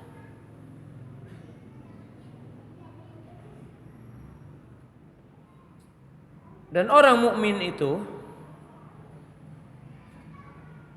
adalah orang yang sangat memperhatikan batasan-batasan. Sebagaimana dalam ayat yang tadi, wa tilka hududullahi fala taqrabuha. Dalam ayat yang lain, fala ta'taduha. Artinya dalam redaksi yang berbeda, tetapi mendekati tilka hududullah. Fala ta'taduha, fala taqrabuha. Kemudian orang mukmin itu orang yang disiplin. Karena dia tahu jadwal sahur, jadwal buka, jadwal sholat. Disiplin orang mukmin itu. Cuma anehnya ya, kenapa kita dalam hidup itu tidak punya cita-cita, tidak punya apa? Tidak punya program gitu ya. Tidak punya deadline waktu kapan kita akan melakukan ini, sampai kapan, sampai hari apa gitu. Padahal Islam itu mengajari ini semua ya. Buka dari sekian jam sekian, boleh makan dari jam sekian sampai sekian. Ini yang dilarang, ini yang boleh, mana yang membatalkan, mana yang boleh kan? Jadi Islam itu keteraturan hidup. Dan ini adalah bagian dari puasa.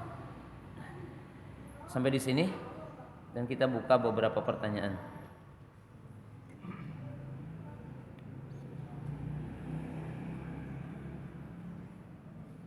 Ya. Mau menanyakan tentang hadis yang beredar menjelang Ramadan ya, Ustaz, yang sering beredar tentang hadis Jibril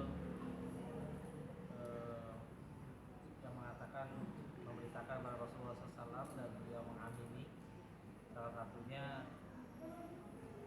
tentang terhinalah seorang hamba yang mendapat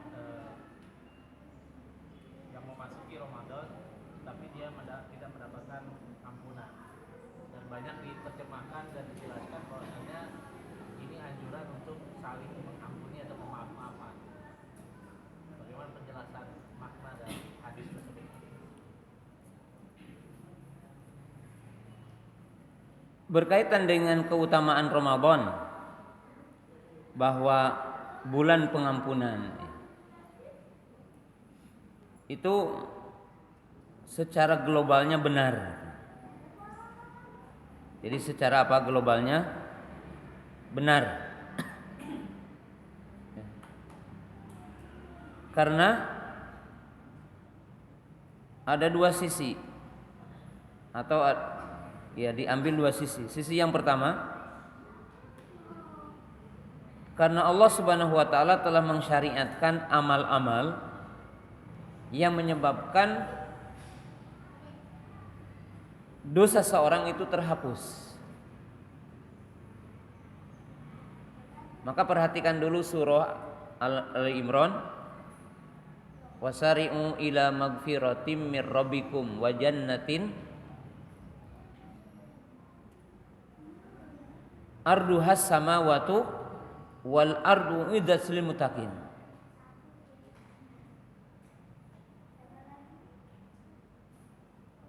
Apa makna dalam ayat itu?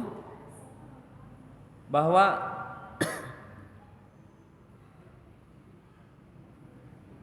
Allah menjelaskan, bersegeralah kalian kepada magfirah. Apa yang dimaksud bersegera kepada magfirah? Maka para ulama mengatakan, yang dimaksud bersegera kepada magfirah adalah bersegera kepada amal yang menyebabkan kita akan dapat magfirah. Maka ketika dikatakan bulan Ramadan adalah bulan magfirah, karena pada bulan Ramadan itu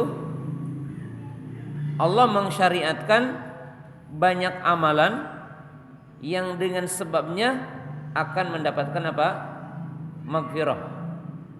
Seperti man shoma ramadhana imanan wa ihtisaban ghufira lahu ma taqaddama min dhanbi. Man qoma ramadhana imanan wa ihtisaban ghufira lahu ma taqaddama min dhanbi. Ar-Ramadhanu ila Ramadhan mukaffiratun lima bainahuma. Jadi ini adalah maksudnya. Maka sederhananya dipahami juga dari semua itu, siapa yang puasa tapi tidak banyak amal, maka dia itu juga seolah-olah diharamkan untuk dapat apa? Magfirah. Jadi dia tidak dibukakan pintu apa? Magfirah. Tapi manakala seorang mukmin itu dia memperbanyak amal-amal kebaikan di bulan Ramadan, maka dia akan dibukakan pintu apa? Magfirah. Jadi identiknya dengan amal solehnya itu. Maka dengan itulah hadis juga yang lain, idza dakhala ramadhanu futihat abwabul jannah wa ghuliqat abwabun nar wa sufidati asyayatin. Nabi SAW bersabda, apabila masuk bulan Ramadan maka dibukakan pintu-pintu surga dan ditutup pintu-pintu neraka dan dibelenggu apa? Syaitan. Maka maknanya sama dengan yang tadi. Yang dimaksud dibuka pintu surga karena dibukakan pintu-pintu amal. Yang mana kalau orang beramal maka dia telah membuka pintu apa? Surga. Salah satunya apa? Puasa itu kan. Inna fil jannati baban yuqalu lahu rayyan la yadkhuluhu illa shaimun. Sesungguhnya di surga ada pintu yang namanya Rayyan, yang tidak akan masuk lewat pintu tersebut kecuali orang-orang yang puasa. Ya. Sampai dipanggil aina shaimun, katanya mana orang-orang yang puasa. Ya, dipanggil, ya, dicari mana orang-orang yang puasa. Nah, itu berkaitan. Kemudian apa? Ditutup pintu-pintu neraka. Kenapa? Karena pintu-pintu kemaksiatan tertutup. Artinya sedikit pintu kemaksiatan. Maka semakin sedikit maksiat semakin tertutup pintu apa? Ke neraka. Dan dibelenggu syaitan bukan berarti syaitan tidak menggoda. Dan bukan berarti syaitan tidak akan berkeliaran dan menggoda manusia. Syaitan tetap menggoda manusia, tetapi yang dimaksud apa? Yang dimaksud bahwa orang beriman itu tidak membuka pintu syaitan. Karena syaitan masuk kepada manusia dengan pintu-pintunya. Pintu yang paling pokok goplah, lalai. Manakala orang yang puasa itu yaqdah itu apa? Terjaga dengan perintah. Dia tahu puasa, tahu sholat. Kan kalau puasa ini apa? Buka, doa gitu ya. Kemudian sholat berjamaah, sholat tarawih, sahur, udah zikir malam gitu kan. Kemudian baca Quran. Sehingga pintu syaitan tertutup. Karena manusia dalam kondisi apa? banyak dekat kepada Allah, tidak goplah. Kemudian pintu syaitan apa? Syahwat. Syahwat apa? Syahwat faraj, syahwat batin. Ketika orang menyedikitkan itu, maka pintunya tidak ada. Kan pintu syaitan salah satunya berlebih-lebihan dalam makan, berlebih-lebihan dalam tidur, ya. Orang puasa semakin sedikit tidurnya. Ya, bukan semakin banyak apa? Tidurnya. Mestinya orang yang puasa semakin sedikit apa? Tidurnya. Ya. Maka ini yang dimaksud adalah bulan maghfirah. Jadi bulan apa? Maghfirah. Adapun makna yang kedua, bahwa Allah Ta'ala memberikan keleluasaan. Ya, kan ini juga seperti kalau digambarkan manusia gitu kan. Ada bulan pengampunan kan gitu ya. Itu sama. Allah Ta'ala mengkhususkan bulan Ramadan, memberikan pengampunan yang luas ketimbang bulan yang lainnya.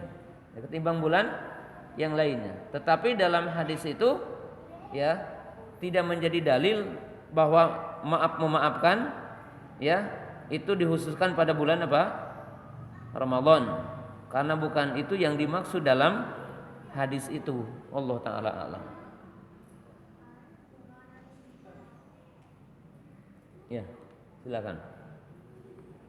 Berkaitan dengan lipat ganda amalan ibadah Ustaz ketika di bulan Ramadan. Apakah dosa juga mendapatkan lipat ganda itu Ustaz ketika dilakukan di bulan Ramadan? Iya, sama. Tapi tidak sama dengan apa?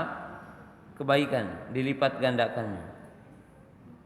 Karena irtikab, melakukan dosa seperti di tempat yang haram, di Baitullah, ya. Itu berbeda ketika orang melakukan haram di tempat yang lain.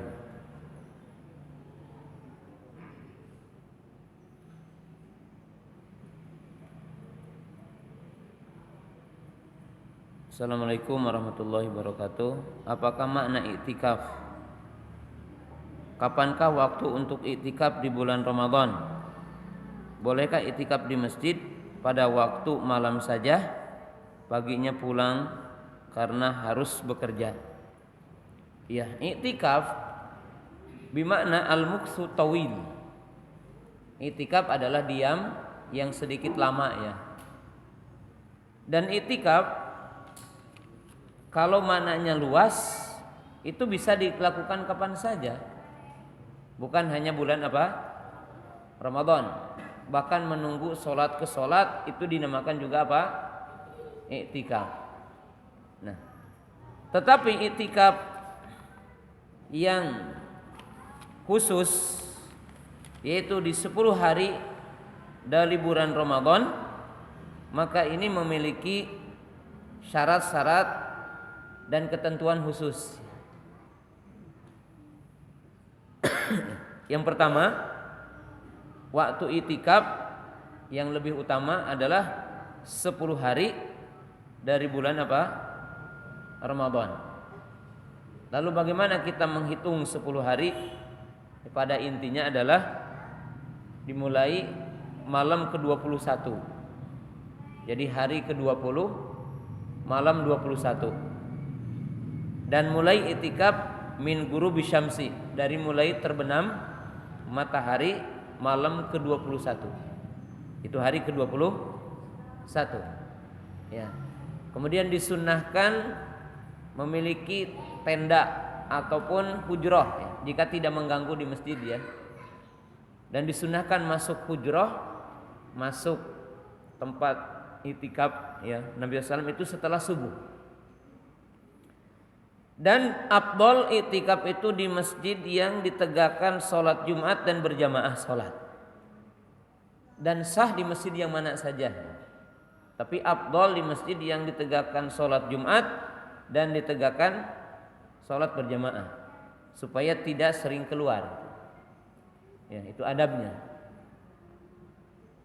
Kemudian yang selanjutnya, akhir dari iktikaf itu ketika munculnya hilal Syawal. Jadi ketika munculnya hilal Syawal. Imam mungkin iktikafnya 9 hari atau sampai 10 hari, itu tergantung kondisinya ya. karena itu yang berkaitan di akhirnya, akhir dari puasa. Kemudian dilarang keluar dari masjid, dari tempat iktikaf kecuali ada kebutuhan. Ya, kebutuhan ini seperti untuk mandi, umpamanya untuk makan atau cari minum, atau bahkan kalau tidak ada yang menyolati jenazah kecuali yang ada kita di iktikaf, kita sholatkan dan kita keluar memandikan bahkan menguburkan dan tidak batal iktikafnya. Ada larangan secara khusus tidak boleh berjima. Ya, wala tubasyiruhunna wa antum akifuna fil masajid. Ya. Kemudian tidak ada ritual khusus untuk orang iktikaf ya. Apa doanya, kemudian ibadahnya, ibadah menjaga sholat, membaca Quran, zikir, yang bertasbih, bertahlil, dan ibadah-ibadah yang lain yang biasa dilakukan, ya. Dan itu adalah iktikaf, ya. Dan iktikaf yang paling afdal tentunya di 3 masjid ya, yaitu di Baitullah, kemudian di Masjid Nabawi dan Masjidil Aqsa. Ya. Dan yang rajih semua masjid boleh kita iktikaf ya. Berdasarkan ayat yang umum. Yang siang pulang ya bukan iktikaf itu. Malamnya ya, itu bukan iktikaf. Nah, yang dimaksud. Tapi kalau mau juga tidak mengapa. Tidak mengapa dia berdiam di masjid ya, di malamnya saja. Tidak mengapa. Tapi bukan yang dimaksud dengan iktikaf dengan syarat-syarat yang tadi.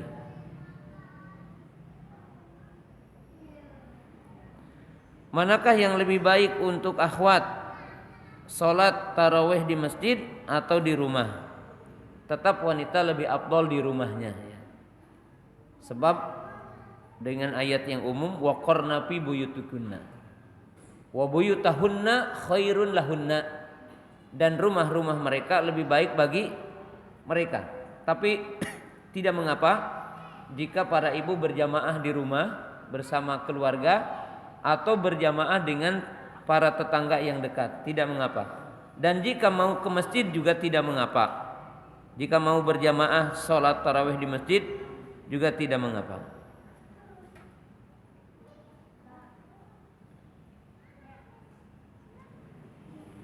Jika saat sahur kita mendengar adzan padahal makanan belum selesai, sebaiknya bagaimana? Ya, ada 2 pendapat. Pendapat yang pertama yang mengatakan boleh menyelesaikan yang ada dalam hidangannya. Pendapat yang kedua wajib berhenti ya, karena Allah berfirman wa kulu washrabu hatta yatabayyana lakumul khaytul abyadu minal khaytil aswadi minal fajri. Jadi ayat ini menunjukkan bahwa batasan untuk makan atau untuk minum sampai terbit fajar. Dan dalam hadis waqulu washrabu hatta yu'adzina ibnu ummi maktum, makanlah dan minumlah sampai adzannya ibnu ummi maktum. Ya. Dan ini wallahu alam yang lebih rajih.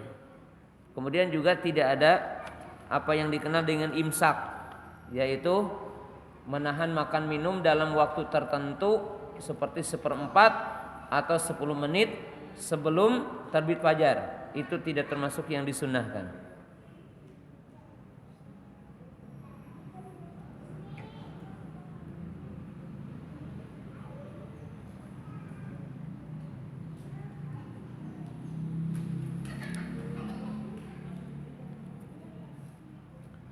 Tentang zakat fitrah, kalau kita zakat ke amil zakat ya, apakah ada akad serah terima dengan amil atau didoakan amil?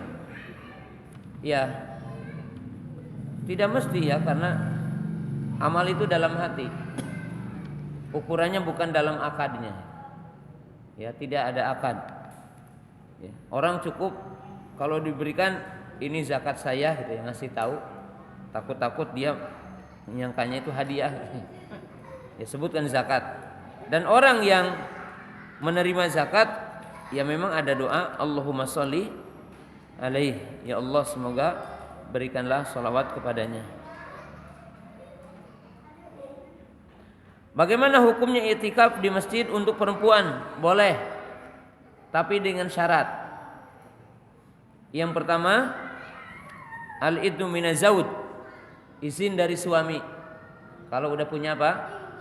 Suami. Yang kedua, alla yakuna fi ikhtilaf, yakni alla yakuna fi ikhtilat, bahwa di masjidnya tidak ada ikhtilat, tidak campur dengan laki-laki. Yang ketiga, menjaga aurat. Yang keempat, al-amnu minal fitnah, aman dari fitnah. Ya. Jadi boleh wanita untuk i'tikaf sebagaimana Aisyah radhiyallahu taala anha setelah wafatnya Nabi sallam maka beliau beriktikaf.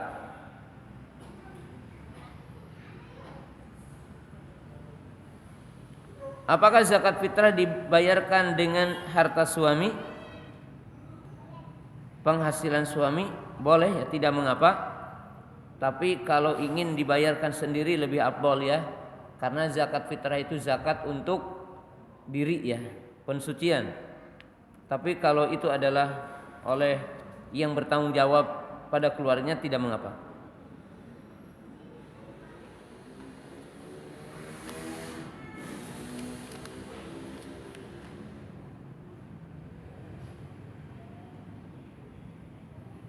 Bagaimana dengan perempuan yang berpuasa tetapi tidak menutup aurat?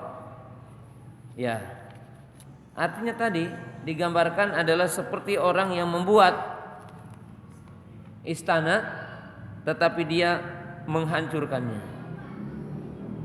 Jadi tanah dan kotanya dibombardir.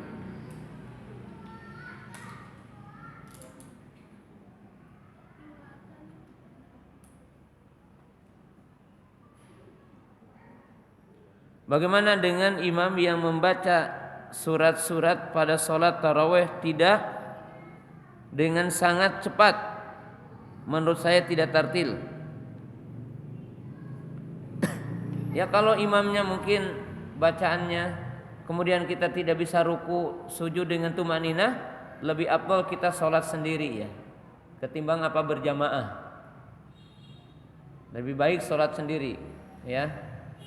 Dan tentunya udah dinamai sholat tarawih ya, berarti apa? Sholat yang santai gitu ya.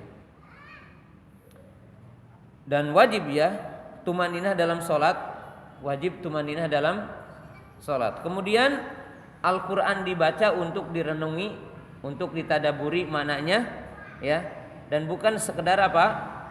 Bacaan ya, bukan sekedar apa? Bacaan. Bahkan seyogianya dalam membaca surah Al-Fatihah itu tidak diwasol, jadi tidak disambung ya, mestinya seayat-seayat karena punya makna ya.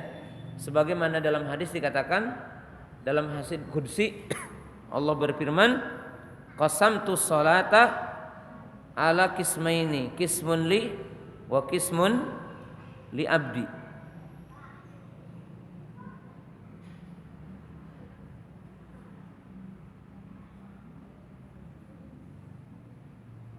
Allah berfirman, aku membagi solat kepada dua bagian.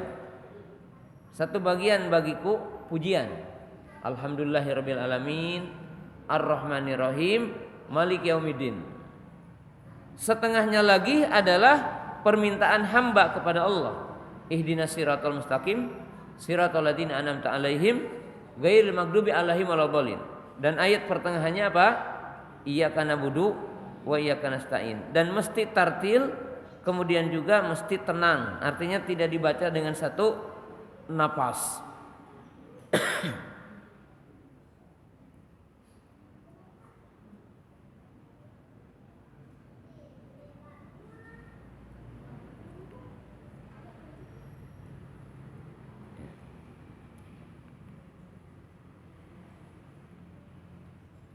Zakat fitrah itu,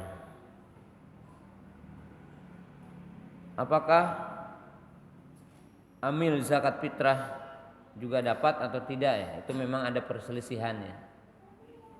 Tapi wallahu a'lam, zakat fitrah itu untuk orang miskin dan tidak berkaitan dengan amilnya.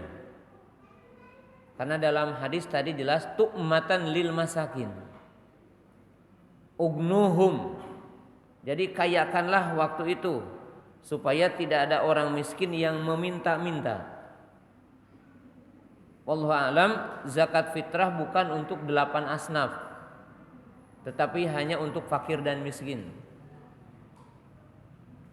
Ya, jangan sampai zakat fitrah dipakai untuk buat masjid gitu ya. Zakat fitrah dipakai untuk apa? Untuk bikin sekolah ya. Zakat fitrah umpamanya dipakai untuk modal. Jangan ya. Karena itu tidak boleh. Kalau untuk modal seperti itu ya dari sedekah, infak ya. Tapi zakat fitrah udah jelas tu'matan lil masakin. Karena waktu itu supaya tidak ada orang mukmin yang meminta-minta. Jadi kaya. Kan orang kaya bukan orang yang melimpah luah hartanya. Dalam hadis Nabi SAW bersabda, "Man asbaha ya, aminan fisirbihi mu'afili jasadihi wa innahu quti yaumihi wa ka'annahu hizat dunya ilaihi." Atau kama qala Nabi sallallahu alaihi wasallam, siapa yang aman keluarganya, jadi siapa yang di pagi hari aman keluarganya dan sehat jasadnya